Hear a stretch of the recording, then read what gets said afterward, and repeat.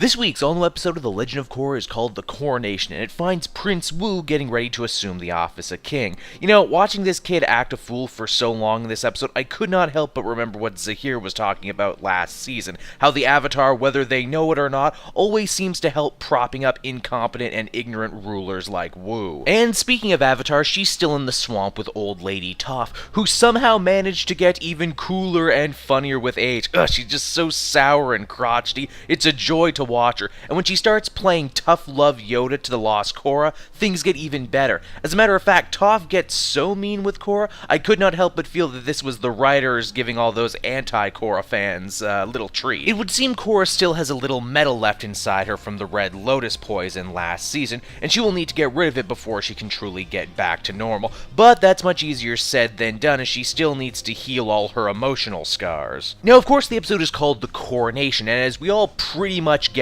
this is the time where Korra chooses to make her own personal power play, and she does this by saying she will lead the new Earth Empire into a bright future, one free of kings and the archaic thinking that have led its citizens to ruin time and time again. Now, obviously she hopes to accomplish all this through violent military force, but she just seems so damn sure that her ends justify the means, why she even manages to turn Bolin over to her side. And I mean, geez, if he can be turned, there's no telling who else, right? This, of course, leads to a huge falling out between Mako and Bolin over their respective viewpoints, and it's here that Bolin kind of hits the nail on the head by saying that Korra is ultimately not too different from Korra herself, strong-willed, driven, a born-bending prodigy who wants to change the world. And while the world's leaders might not exactly like her, it's clear that Korra has the people's hearts and minds, becoming like a bending Che Guevara, and I know this because they even have shirts with her face on it. But the coronation doesn't stop there, as we're actually given a reason